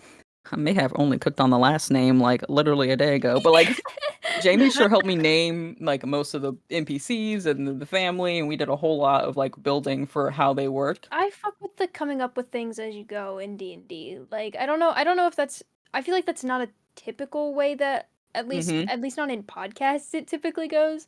Yeah. But I enjoy the like writing the story around the decisions that you guys make. I think so too. Like, do people know how on the fly we work sometimes? Oh my god. Because I feel like I was gonna say like Like the energy That's of the how royal I've family, heard. we talked about tiny bits of those vibes, smidgen, and I just said Yeah. run for it. So those were like in the moment, going off of my vibes, me going Yeah. off of Jamie's vibe and going, this is so amazing. Like I sure just gave several NPCs in my little hand and said, here you go. Right. I feel like it works for us. and it works. It's really I don't know how to describe. I applaud the way Jamie works with the stuff that we throw at them. Also, I love need it. the people of the internet to know I came up with Xander's name on the spot for that episode It was because I was meant to fantastic. design some things And I didn't do it because I had writer's block at the time. Wait, that's not the name you gave them. Zandon, yeah, you changed. Like, that's a person we know. That's not the name of the character you came up with. Oh no. Yeah, no, but like there have been moments in which we've needed backstory pieces that like we had in our brains that we've kind of just like pulled back. And I presume it was similar with parts of the View and Royal Family, just like the way that like Jamie works is incredibly cool. It just rocked up that way. And it works for all of us in a really cool way. And I applaud Jamie. The clapping sound effect, yippee Yeah. sound effect. Yay! It's to me much easier to like write story and like come up with things as needed rather than get myself dig myself into holes with things that I've planned to the detail before and then almost have to like coerce you guys into those things Yeah. Yeah. or be disappointed if the things that I've written don't like come up immediately. Like I almost prefer to have concepts and then go into things on the fly. Yeah. I cannot tell you guys how many times I've texted Jamie just randomly and be like, hey, I got a new idea. It kind of completely adds a whole new layer. Are you cool with that, bestie? That's how my notes to myself look. I have a channel in this Discord. We have secret channels. But I have my own secret channel just to talk to myself because I wanted to feel included. And it's just for me yelling ideas at myself. And it is the most unhinged ever. Want to be Oh my God. included. And I love it. So we kind of derailed from Yeah, we derailed where. for it. I was gonna say, I feel Whatever. like I gave the impression that like I came in knowing everything about Dan. I came in with a concept, and then like every couple of days, I sent a message to Jamie like, "What if this? Does that work?" And Jamie's Yeah. like, "Why would you say this to me?" It hurts my feelings. That's how we work. It works. Anyway, yeah, sorry, we derailed that. Go back to where we were. Was there more you had to say, Art? I'm so Oh, you're sorry. good. Okay. Beck, you have Rowan Is things? it- Yeah, I have so many Rowan things that I'm gonna talk about. I know because... some of yours are still secret as well. No. I'm gonna let people Oh. know some things Oh. because I think it'll drive them fucking Oh. insane trying to figure out what Hello? it means. You're so evil. Oh? All right, so Rowan hit level 3, and that's all cool and funky. And when you're a bard and you hit level 3, you get to pick this cool thing called a bard college. Except none of them really spoke to me, so I looked at Jamie and I was like, Can we homebrew? Can we homebrew a little bit? Always. So Rowan can now take spells from either the bard or the wizard spell list if she feels like it. And I did do that. I took a couple. So she has some new spells. I did swap out. I had like animal friendship and I realized I wasn't fucking using it. So I swapped that out for like lesser restoration, which was fun. I think that's still bard. I think lesser restoration is still bard. But I now have Aid, and I also have Shatter. Rowan also gets this fun, funky thing called an Arcane Ward, which is super fun. It's every time I cast an Abjuration spell of the first level or higher, I can simultaneously create a magic ward on myself that lasts until I finish a long rest. So I get funky shields now, which is cool. Rowan almost died once and was like, never again.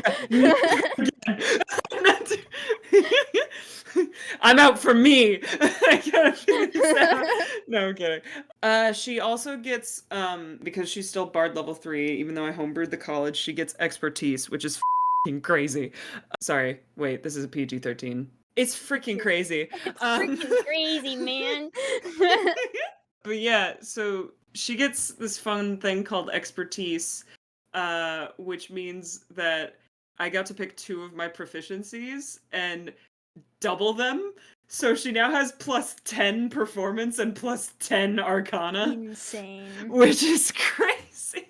What is this? Pathfinder level 1? Yeah, actually. Yeah, Rowan is a lot less squishy now, which I appreciate. She's got 24 hit points instead of 10. Beef her up. Beef her up. Yeah, she also gained 1 extra perception, I think we agreed, and I put that into insight, so now she has a little more smarts. And I mentioned this earlier in the podcast, but I think it's so funny. I was talking to Jamie about this, and I was like, part of me so badly wanted to boost her perception and call it a Rowan Gets Glasses level 3 perk, but I just think it's so funny because I already have proficiency in perception, and I'm just rolling so shit every time perception comes up that it doesn't matter. It's still a +4, but it doesn't matter. But yeah, so she's got funky wizard stuff alongside bard stuff, and I think people can take that and imagine what that means. I also like. Do I want to say this? Yeah, sure, fuck it. I think it's less she's learned it and more she's remembering it. So have fun. That's what. What do you mean? I'm having so much fun just watching people go jack shit, just go insane. What do you mean? What do you mean? The Jennifer Lawrence gif. What do you mean? What do you mean? I'm having so much fun just like putting out little crumbs about Rowan and people losing their mind. It's very fun. I love how little we know about her. We know nothing at any time. We haven't gotten the chance to explore it yet. Okay. Beck. Yeah. Rowan is such a deep well of a character, but seems to only let her new friends and acquaintances see the happy-go-lucky side of her. Is that a distance she consciously keeps, or is it not on purpose? Is it more subconscious? I think it is subconscious, and I can't really go into why, which is in a turn of events. I'm upset that you guys don't know things. Yeah, I think it's more of a subconscious thing. Yeah, I think she's sort of done that her whole life, I think. And I think it's just old hat now. I think she's just very used to not showing that off until she's with people she trusts. Or maybe less people she trusts and more people who have come across as like chill, I guess, is more of the vibe. Because you're right, she does do that with acquaintances as well. She gets a little goofy around like people she doesn't know very well. So yeah, I think it's more of a subconscious thing. If someone were to point it out to her, she wouldn't recognize that she does it until someone were to point it out to her. I think it's that ingrained that she just doesn't notice it. There is also Lucy Greybeard. I was about to say. Inspirations, just Lucy Gray. Like Jamie asked me if I wanted to be in Cantripped at the height of my songbirds and snakes hyperfixation, and I was like, what if what if I took Lucy Greybeard and made her a redhead and slapped her into D&D and called it a day? But yeah, so I want someone to draw the Cantrip squad as Robert Pattinson Batman, Lucy Greybeard, Inej Gafar, and then just Kieran. And then just Kieran. Draw Kieran as Anna from Frozen. Please. Oh my god. Mirabelle, that's one we've equated him to. Mirabelle, you're so right. There are questions for me that I'm just gonna awkwardly answer here at the end. Oh hell yeah! We're all just gonna stare at you as you answer them. Yep. Just imagine the council of us just watching you. What are some of the themes that you wanted to instill into the campaign, and do you think they've been picked up on? So like themes, as far as to me, it's very like character driven story. So like the themes and morals of the story aren't something that I am necessarily like trying to instill on you guys, I feel, other than like found family vibes and things like that. As far as like themes and things, there are deep like wide world themes and inspirations that I can't talk about yet, but there are definitely some like big themes and motifs especially that I'm starting to put into the world and things that I think you guys will like and that I'm very excited about. And then like the same question that you guys answered about inspiration for characters, inspiration for the campaign. I don't have like any story inspiration specifically that I'm picking from, but I will say like as far as like structure of the show and like what to me is like a podcast that I would like the show to feel a lot like, Rusty Quill Gaming is a big one for me. Alexander Januel taught me how to DM essentially. He has since me over when I'm currently editing episode 13 at the time we're recording this. which is when we're doing combat, and I just keep talking in Pathfinder terms, and it's horrible I will say, because why did he pick Pathfinder? knowing that Alexander J. Newell is what you're basing your DMing on is terrifying in a very slash pause way. That man is scary. It's also nicely predictable in like a I know I'm gonna feel the horrors in some way. Mm-hmm. I know it's The going to be, horrors. oh my god, hurt me in some way. But like I expect that. You know? I just know that like the vibe that Rush Sequel has of like the meeting place between party and DM and meta plot and things is very interesting to me, where like there is definitely a meta plot and a wider plot in that show, but it is explored throughout character arcs is very something that I'm trying to lead into. And also just I love listening to the Metacast episodes of Rusty Quill and talking about how they view characters and stuff. So Connor went to the Jonathan Sims School of Character Building. I went to the Alexander J. Newell School of DMing. So this is going to be a fun campaign with those two Yay. things in mind. I'm so scared. Yay! I want to talk to people after this about what domain they think that their character would have now that everyone's been I'm trying to think of an answer, and I want it to be like a A good answer. eloquent answer of some kind. So I'm just Mine's silently a cooking. really simple answer, honestly. Like I Are you have the- mine are ready you to the go. Are you the Hunt by any chance?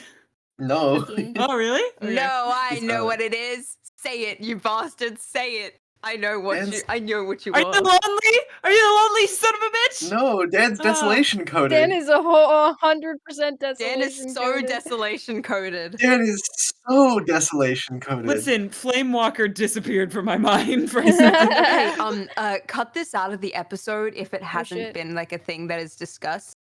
But the Connor, have you told anyone except me and Jamie about the burn scars? Is that a thing that? No, but I can't. I don't know if I mentioned it explicitly. It's a thing that the characters would know. Is that because they all saw Talked about it Dan in an shirtless in the episode. Is it pit. just me? Did I don't know if I went in depth. I don't but think it was. the, like, I know specifically where it is and stuff like that because I asked because I was okay. all You know, across guys, we were Dan's talking about left gay shoulder. shit. Dan's left shoulder and down the left side of his back is a huge burn scar.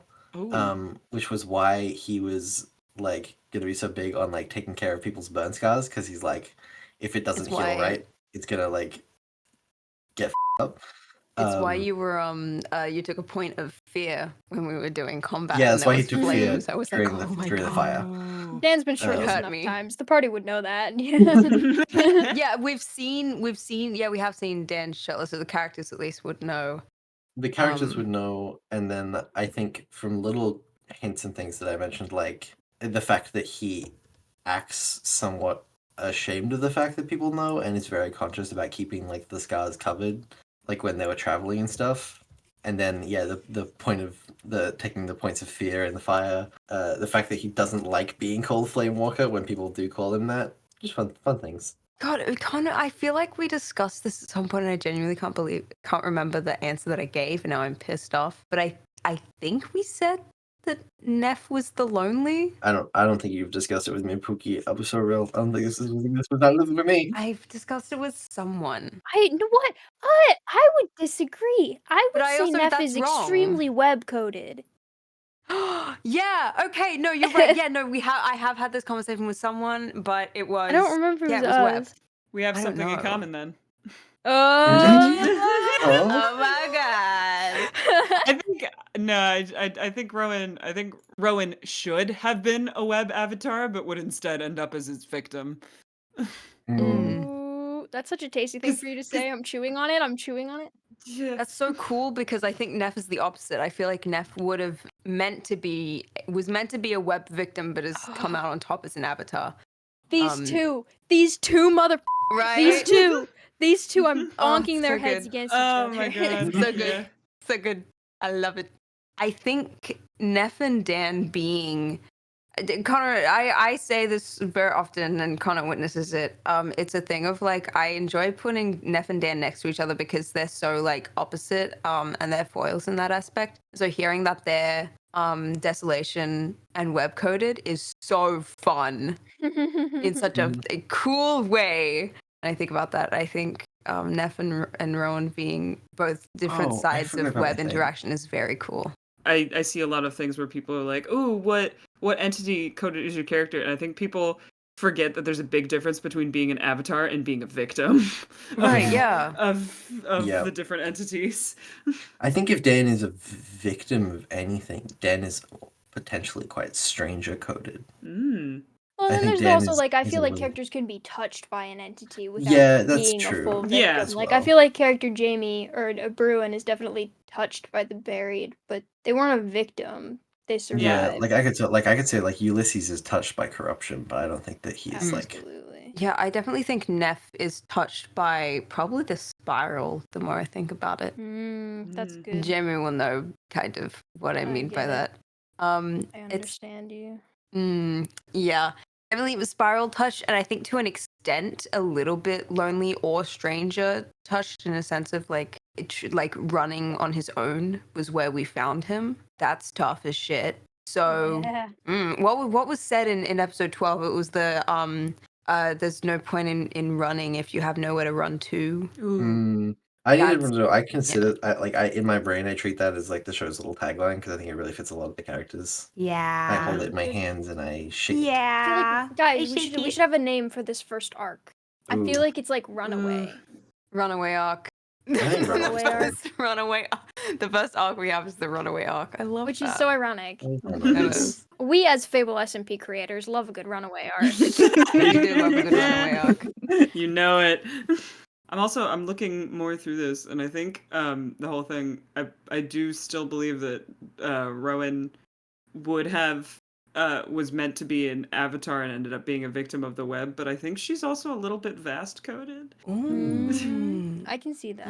Okay. Victim, love that. not victim, That's avatar so wise, tasty. just because I've talked with Jamie about this before, but like she's totally cool with not having a really big legacy. Like we were talking about her beforehand, and I think I haven't really gotten into this because we haven't. It's not like a secret or anything. We just haven't really gotten into it. Is like the idea that she's a bard, but she's not a famous one, and she's like really cool with not being famous. So it's like the idea of the vast of like fear of insignificance.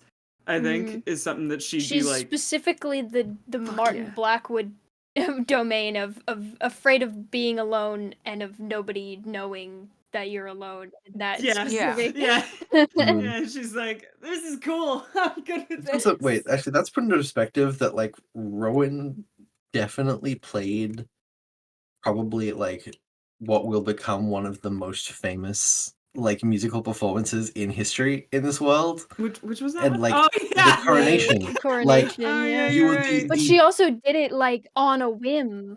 Yeah, it like Yeah. wasn't under Wasn't- your name. It was just under the Mhm. name of like a random band where you That were you filling joined. in as a backup. It's insane. Yep. Like It's like time traveler vibes of like that one person that shows up in all of these random historical events, but you Yeah. never know who they are, and it's just Mhm. like Yeah, 'cause there, I but I think- don't want any credit. She genuinely like is totally cool with not being known. Yeah. Slay. I don't know. Good for her. I wanna. I'm trying to think of like NPCs that I can throw in boxes real quick. Art, do you have or do you have your thoughts? a Kieran thought for an entity? I can't really think of one. Not really. I don't know of any. I Oh. maybe just don't know them well enough off the top of my head. I may just That's be too true. soupy, but That's I fair. don't. Kieran is also a little stranger coded to me. He's a Yeah, I little, see he's that. a little As far as whimsical. like identity being an issue for him. My initial thought Yeah. went lonely, but I don't really know. I can see that know. too. Very. I don't can think definitely any are see really lonely, him. yeah. My thought for Dan with the stranger is the fact that, like, the thing that I've kind of talked about, where I don't think Dan entirely knows who he is, and where the false identity of Daniel Thorns meets with the real identity of Diaxokiel, like, the losing oneself to an outside force is a bit, like, is very, like, That's a very That's victim spiral. of stranger. That's Like, yeah, but like stranger of like in the sense that in the sense that literally I think he is a stranger to himself, and I think he Yeah. is scared of that. That's 'Cause Avatar Spiral- Stranger, I think. Yeah. The line between Spiral and Stranger is so interesting to me. Oh, it's so blurry. Because I feel is like very blurry. Stranger is like being someone you're not, whereas Spiral is like losing any sense of self at all. That's fair. I think he's Yeah. a bit of both. If you know what I mean? He's Yeah. a bit of I both. can see what you Well, in mean. that case, maybe Rowan's a little stranger. Mhm. Having said that, I think Kieran fits into the lonely as like a victim, but then fits into the stranger as an avatar.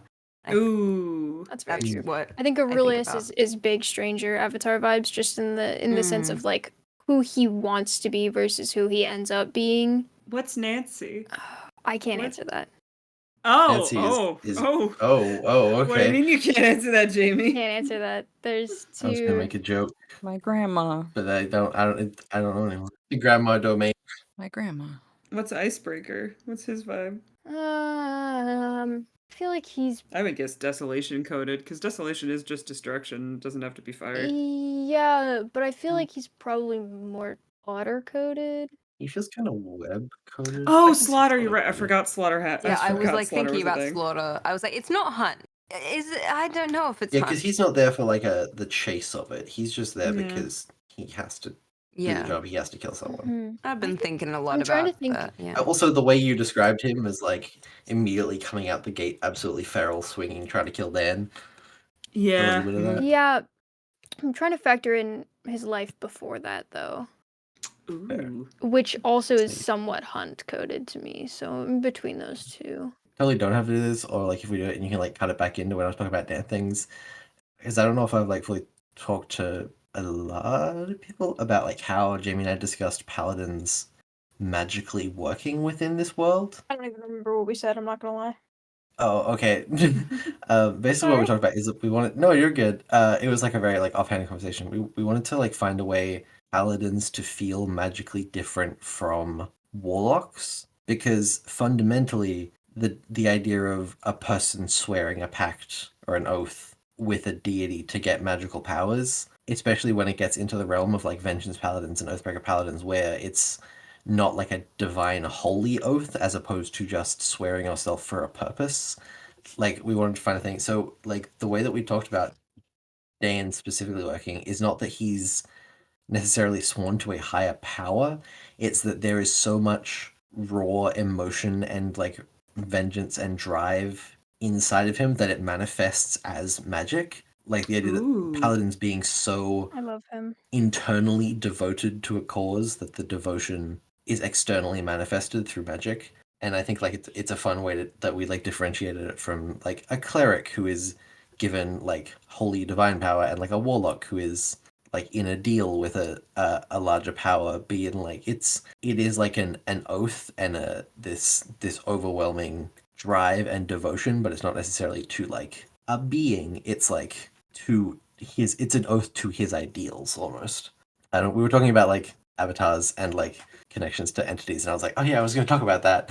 And I love just talking about our little guys. People of the internet, if we didn't give you an entity for an NPC, yell at us on Patreon, yell at us on Tumblr. Maybe Yes. we'll give you one. We will be. I will Yeah. answer you. Mm, Unless it's You know, we'll spoilers, tell in which you. case I won't. we don't have like a ton of NPC. What's Jackson's domain? What's Jackson's Jackson's domain? Put him down. Wait, what do you think? What do you think Kite's domain is? That's a good Ooh. question. Having thought. Especially since Hey Hey doesn't listen to Teammates, so Hey Hey Yeah, probably Hey Hey wouldn't have doesn't an Yeah, answer. Hey wouldn't have. Yeah, The littlest guy entity. the littlest guy domain. Okay. See, I don't know, Hmm. because a lot of what happened in those episodes, I was gonna say I lonely. feel like the dark is very. Ooh, Dark is Oh, good. dark too. I said lonely. I was gonna say lonely. Dark is where all the kids go. Dark is underrated. Yeah. Dark is Dark underrated. needs more love. I think Avatar of the Dark, but definitely a lonely victim. Yeah, Art's right. Yeah. Yeah. yeah. Like knowing what I know of that backstory. I think just because of his cute little kitty claws, touched by the hunt just a little bit. Just a little Cute bit. little kitty claws. He's touched it. The whole if he says anything to you like that again, stab him is a little bit hunt. It's a little bit. It's a little bothering bit- You? It's a Maybe little not bit. hunt. Maybe he's a little slaughter coded, actually. True. Just a tiny bit. In my mind, like it's premeditated. It's not like it's a thing. It's Nancy lets me remove people from the bakery. Mm-hmm. He's I fun. love it. Kite is the cat behind the slaughter. He's It's the cat behind the slaughter. Okay. Thank you guys for chatting with me. Thank you guys for shopping. I hope you like Rosie. I love Rosie. I loved Rosie. I wish I'd had a law reason to give Rosie a hug because she was so Oh, fluffy. I wanted to have Dan flirt with Rosie at the end, but like it didn't. We didn't like get a chance because You can do it next time. I was going to, but like everyone immediately moved on. I was like, oh okay. no. It's fine. Do it next time we have to shop. Note to self: next time we come back. I designed Dan as a character who flirts with everyone, but he hasn't gotten the opportunity to flirt with anyone yet. So I've just been Except like, for okay, Neff. next time. Except for Neff. I mean, he can keep going if he wants. Jeez. He kind of killed it. He knocked it out of the park that first time, and he's resting on his laurels.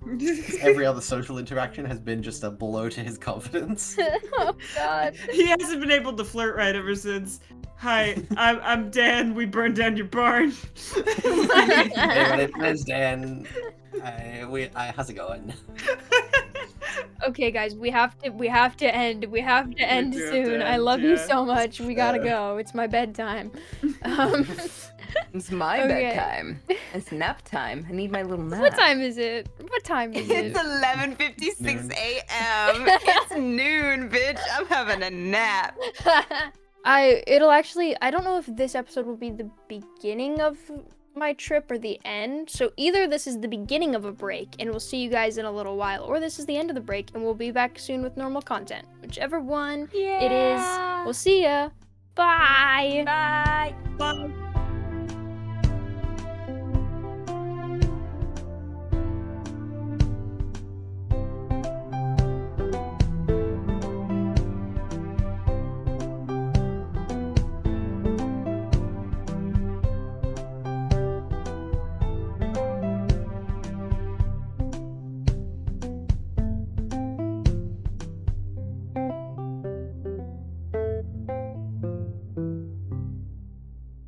Cool. Goodbye, carpet. Hey, what the fuck is up with that knife? Goodbye, What's carpet. up with that knife? Guys,